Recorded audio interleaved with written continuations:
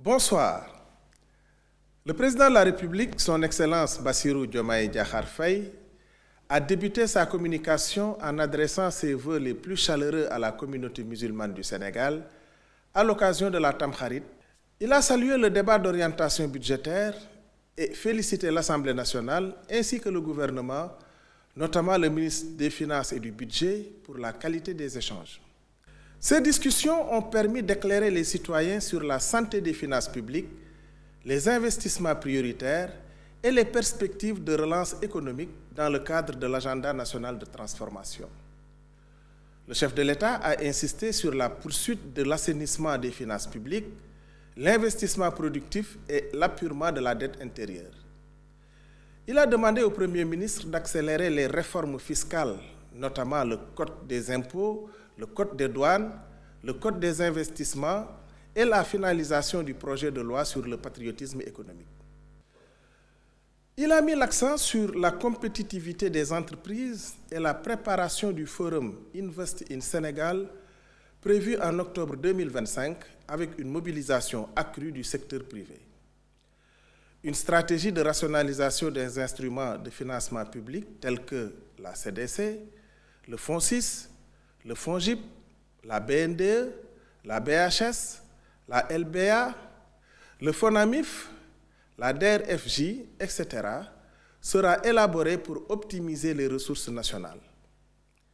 Le président de la République a félicité le Premier ministre Ousmane Sonko pour le succès exceptionnel de sa visite officielle en Chine et a demandé un suivi rigoureux des accords conclus.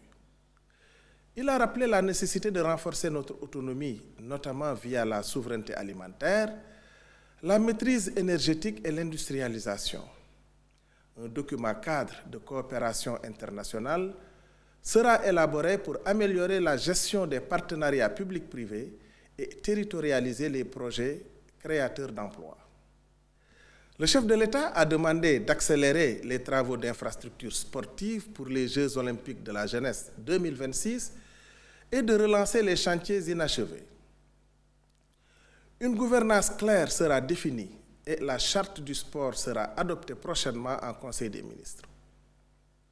À la conférence de Séville sur le financement du développement, le Sénégal a plaidé pour une réforme du système financier international plus équitable et favorable aux pays du Sud.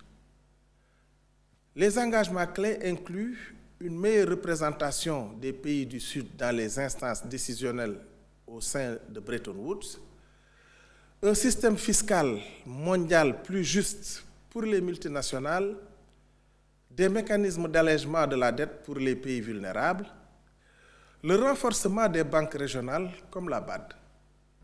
Le Premier ministre a rappelé l'engagement historique du Sénégal en faveur d'une coopération économique internationale ancrée dans nos valeurs, notre souveraineté et notre ouverture.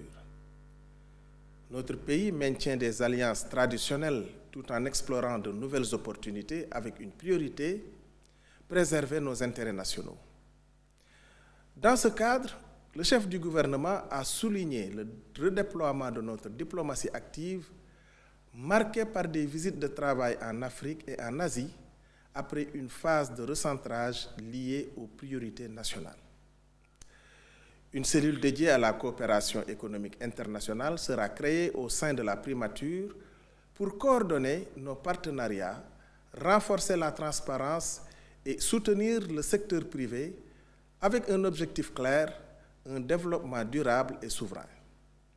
Parmi les innovations, le Premier ministre a salué le projet de jumelage entre des provinces chinoises et nos pôles territoriaux, une initiative prometteuse pour redéfinir notre coopération économique.